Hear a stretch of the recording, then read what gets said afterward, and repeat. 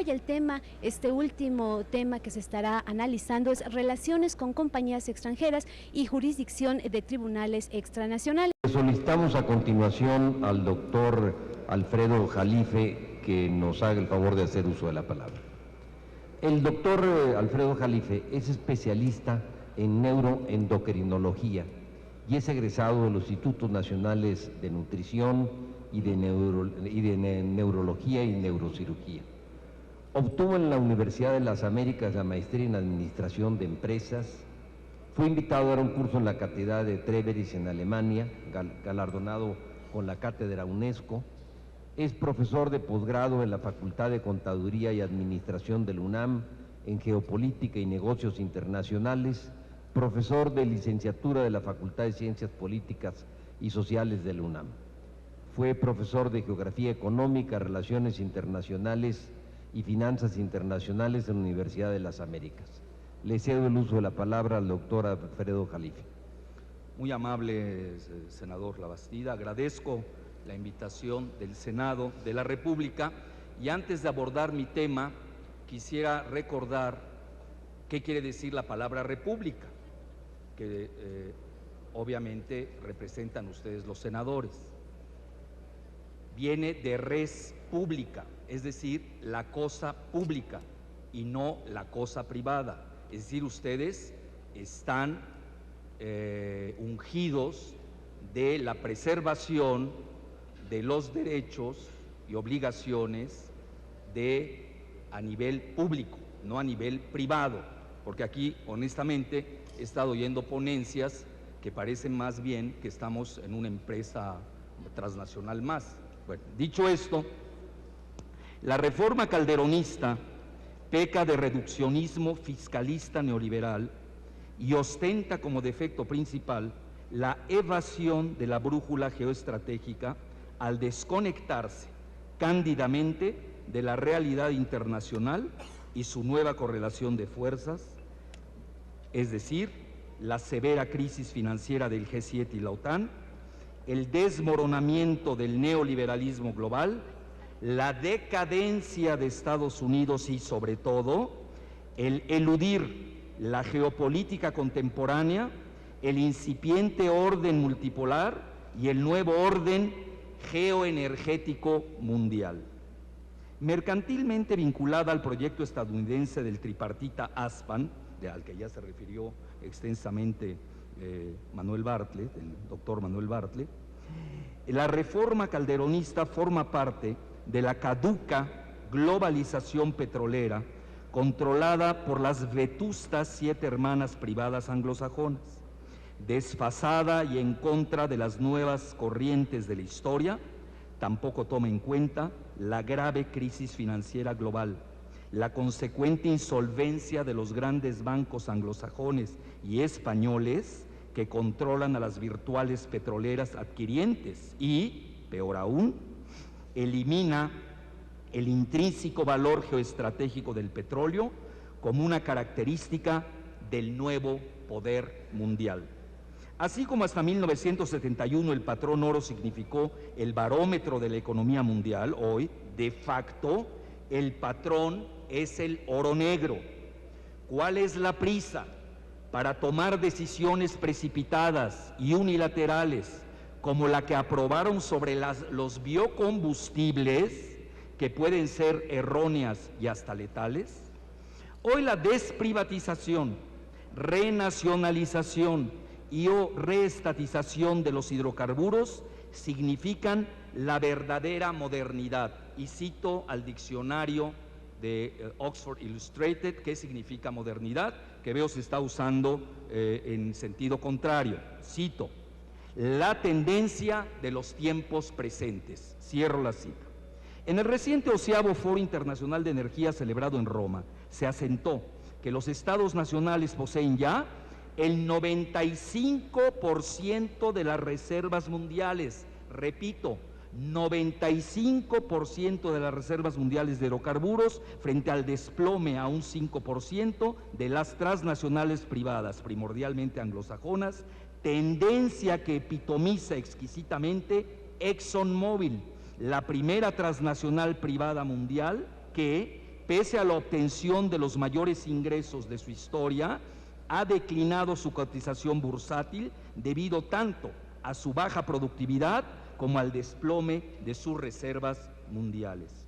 Como consecuencia de la debacle militar anglosajona en Irak, los protectores de las añejas 7 hermanas transnacionales privadas, se ha gestado un nuevo orden geoenergético mundial que beneficia a los estados nacionales productores de hidrocarburos que detentan alrededor de la mitad del total de 3 millones de dólares, trillions en anglosajón o trillones en anglosajón, en fondos soberanos de riqueza, provenientes en su gran mayoría de los cuantiosos ingresos del oro negro que ha roto la barrera psicológica de 147 el barril.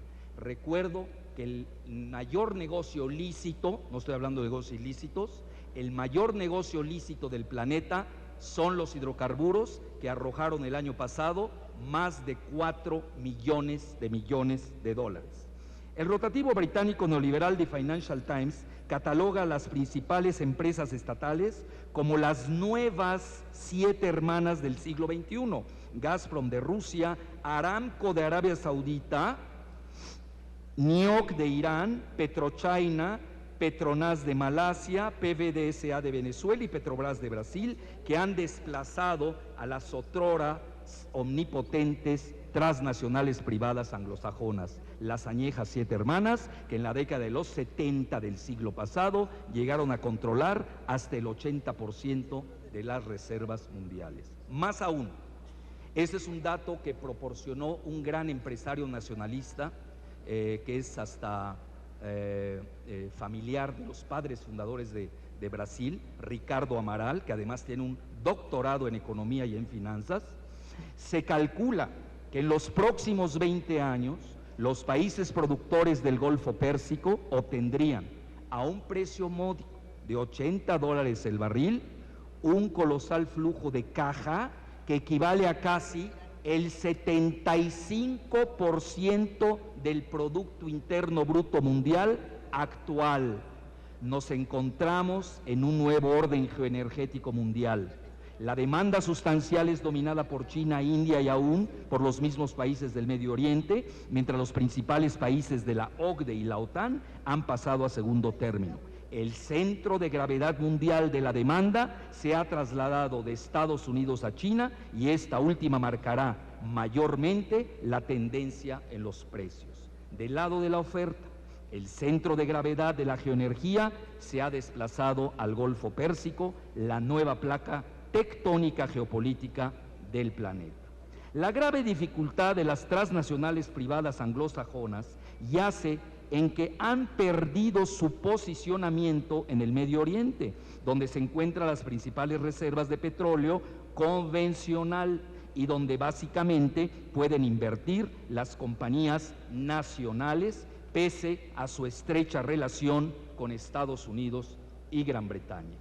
Fatih Birol, economista en jefe de la Agencia Internacional de Energía con sede en París, sentencia que, cito, aunque las transnacionales privadas puedan poseer el capital y la tecnología, no tienen acceso a las reservas, se cierra la cita, de los principales productores del mundo, que son los estados nacionales como Rusia, Arabia Saudita, Irán, Venezuela, etcétera, etcétera, quienes poseen inmensas cantidades recuperables de hidrocarburos y han optado por una política moderada de producción a sabiendas del valor geoestratégico de sus reservas que prefieren legar como riqueza a sus generaciones futuras. En la fase de reajuste del nuevo orden geoenergético global, se gana más conservando las reservas que son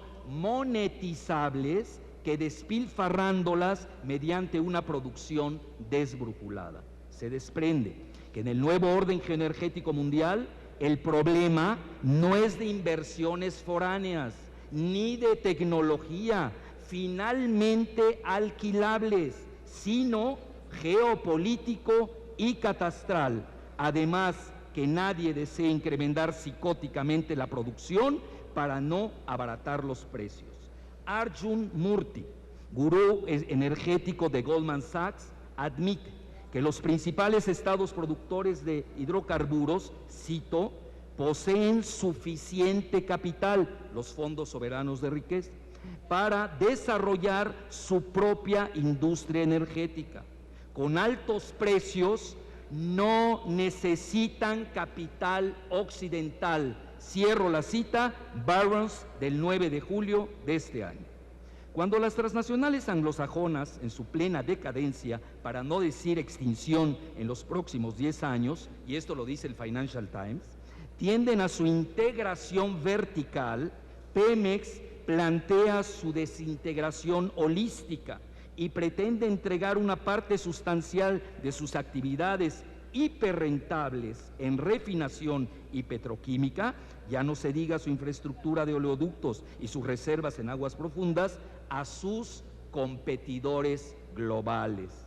Se pretende decretar así la impotencia creativa y o la pulverización silenciosa y oficiosa de Pemex frente a sus competidores globales, léase la española Repsol, de menor ranking y carente de tecnología de punta. Recuerdo el último ranking de la revista Fortune, donde aparecen las 500 principales empresas globales. Pemex aparece en el lugar 42 y Repsol en el 92. Resulta ahora que los patos le disparan a las escopetas. No se puede soslayar que el desmantelamiento de Pemex inició con la liberalización parcial del gas, el síndrome Iberdrola. A nuestro humilde entender, el gas sería de mayor relevancia en el futuro cercano que el mismo petróleo, debido a su menor contaminación y a su mejor capacidad energética en igualdad de condiciones. Tal parece que la reforma calderonista no se ha enterado de la guerra de los oleoductos en el Cáucaso y Asia Central, que marca la importancia geopolítica de su transporte territorial, y donde la revista The Economist incluso dice que ahí se puede significar por esos gasoductos y oleoductos la Tercera Guerra Mundial. El inconveniente no solamente radica en la construcción de gasoductos, sino en los alcances geopolíticos, como sucedió cuando James Schlesinger Jr., primer secretario de Energía de Estados Unidos en la administración Carter, por cierto, exdirector de la CIA y exsecretario de Defensa, prefirió el gas canadiense y dejó al gobierno de López Portillo, donde recuerdo figuraba nada menos que Jesús Reyes Heroles Sr. como secretario de Gobernación, colgado de la brocha con las llaves en la mano del gasoducto Cactus Reynosa. Hoy México quema en forma esquizofrénica su gas en el sur y lo importa del norte, mientras concede más de la cuarta parte de su control a España, país que, por cierto, carece prácticamente de hidrocarburos. Tampoco se puede soslayar que la reforma calderonista constituye un eslabón más de avanzada en la aplicación fehaciente de varios planes neoliberales promovidos por Estados Unidos. El documento de captura energética de México, Los Nuevos Horizontes, The New Horizons, publicado en septiembre de 2001, un año inolvidable, por el Centro Estratégico de Estudios Internacionales, con sede en Georgetown, Washington, donde aparece la rúbrica de Jesús Reyes Heroles Jr., además de la Universidad de Austin, del ITAM y del SIDAC, una entidad fantasmagórica. El documento Los Nuevos Horizontes contó con el apoyo del influyente Consejo de Relaciones Exteriores con sede en Nueva York y luego se expandió mediante el Consejo de Competitividad de América del Norte, que privatiza la integración energética tripartita con el apoyo local del CIDE. Recuerdo el ranking de competitividad. Estados Unidos tiene el primer lugar mundial y México acaba de derrumbarse al 56. ¿Cómo podemos nosotros hablar de competitividad entre desiguales? Llama la atención que la UNAM, mi universidad, la máxima universidad de México y Latinoamérica, que ni es instituto como el ITAM, ni centro como el CIDE no haya sido invitada a escudriñar el documento Los Nuevos Horizontes. 5 años más tarde se concretan los Nuevos Horizontes con el ASPAN. El 23 de marzo del 2005, en Waco, Texas, que los mandatarios Bush de Estados Unidos, Martin de Canadá y Fox de México celebran un acuerdo a espaldas del Congreso y de la Nación. 3 años más tarde al ASPAN emerge la reforma calderonista y lo que se nacionalizó a un poco más de $2 el barril. 70 años más tarde se pretende desnacionalizar cuando el barril ha alcanzado $147. En contrapunto, en Brasil cunde la presión gubernamental, empresarial y ciudadana para renacionalizar en su totalidad a Petrobras, que controla el Estado en 55%. Edison Lobao, ministro de Minas y Energía, afirmó la semana pasada que algunos bloques licitados en el pasado por la Agencia Nacional de Petróleo, Gas y Biocombustibles, la ANP, serán, cito, retomados por el Estado a causa del retraso del cronograma de exploración. Cito la cita, cierro la cita, debido a la escasez de plataformas perforadoras y navíos sonda en aguas profundas.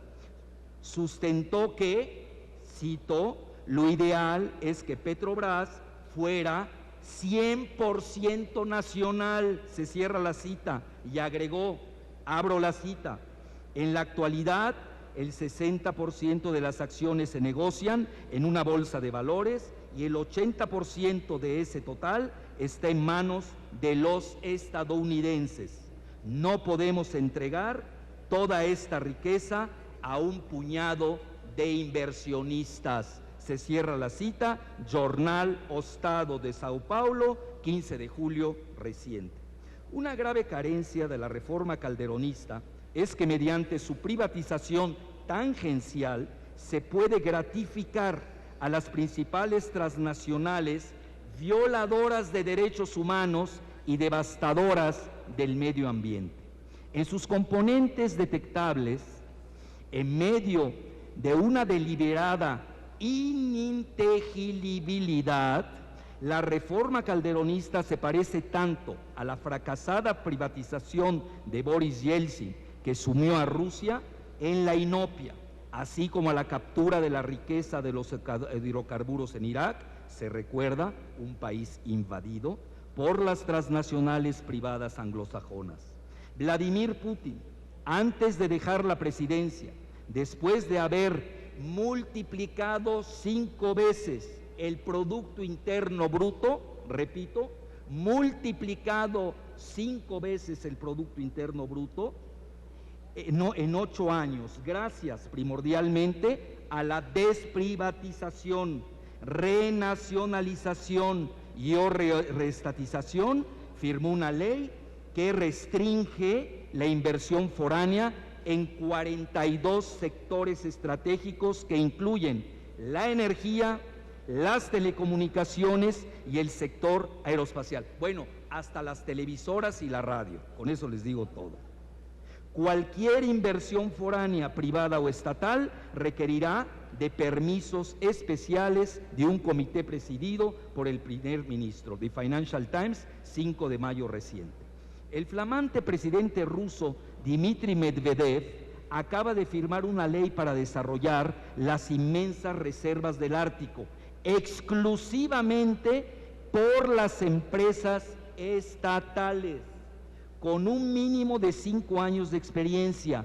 Toronto Star, 19 de julio reciente.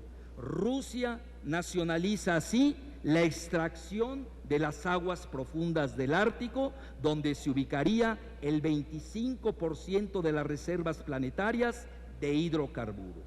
Pareciera que los relevantes países productores de hidrocarburos le dan la vuelta a la privatización doméstica y o foránea mediante la eclosión de empresas estatales que han florecido en Rusia y China. En realidad, bajo el modelo de la globalización financiera, todas las privatizaciones domésticas son parcialmente, cuando no mayoritariamente, foráneas, debido a su cotización y control en las bolsas de valores de Wall Street y la City. Sin el control financiero de los estados, en el mejor de los casos, cualquier mañana las reservas de hidrocarburos pueden pasar darwinianamente a manos de las transnacionales foráneas mediante una captura hostil, takeover bursátil. Los países del G7 y la OTAN, que cobijan a sus transnacionales petroleras privadas, exigen lo mejor de los dos mundos. Reclaman la apertura de los países productores, valetudinarios militarmente, mientras cierran el paso a las inversiones foráneas bajo el ardid protector del patriotismo económico y o el nacionalismo económico, como sucedió en marzo del 2005, cuando la estatal Chinese National Offshore Oil Corporation pretendió adquirir con dinero fresco por 18,000 millones a la californiana Unocal, que finalmente fue adquirida con papel chatarra bursátil por Chevron Texaco. Cabe señalar que la californiana Unocal es el tercer principal miembro del estratégico oleoducto BTC, Bakú, Tbilisi, Ceyhan, que conecta el mar Caspio al mar Mediterráneo. Es comprensible que Estados Unidos resguarde sus activos geoestratégicos en detrimento de triviales consideraciones mercantilistas. Recuerdo incluso un reciente artículo del geoestratega estadounidense Henry Kissinger, quien, precisamente debido al temor que existe en Estados Unidos a que los fondos soberanos de riqueza del BRIC, es decir, de Brasil, Rusia, India y China, y de los países productores del Golfo Pérsico, no se lleven las joyas estratégicas de Estados Unidos, por lo que ha escrito de que se debe frenar y poner restricciones a sus sectores estratégicos, sobre todo en el sector energético. Entonces yo me pregunto por qué, si dos potencias del tamaño de Estados Unidos y Rusia consideran al petróleo como arma estratégica, ¿por qué México no lo hace? Sorprende que México, un país muy vulnerable desde el punto de vista militar, cuando su principal fuerza ha sido su pacifismo y su otrora gloriosa política exterior antes de ser descuartizada por Castañeda Guzmán, ignore, al riesgo de su propio suicidio, las alertas geopolíticas de las dos principales potencias nucleares como Rusia y Estados Unidos, que definen a los hidrocarburos como arma estratégica. Bueno, conclusión, me salto. En el contexto de la mayor crisis multidimensional de la historia y de la disgobernabilidad global que conjugan la crisis financiera del G7 y la OTAN y las crisis energética y alimentaria en medio del cambio climático,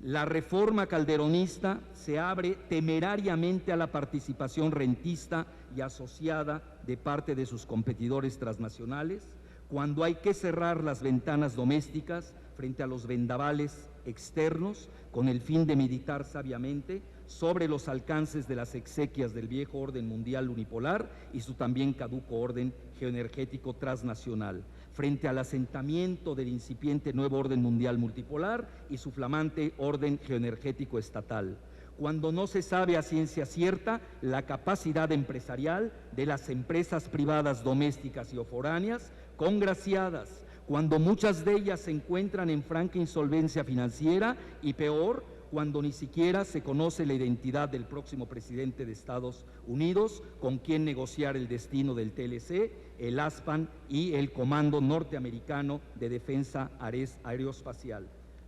Y ya, concluyo ahora. Cuando el Estado mexicano ha sido despojado de prácticamente todos sus sectores estratégicos, donde resalta la banca, la reforma calderonista exhibe perturbadores elementos balcanizadores al haber fracturado a la nación y parece desembocar en la dependencia energética foránea, en inversiones y tecnología.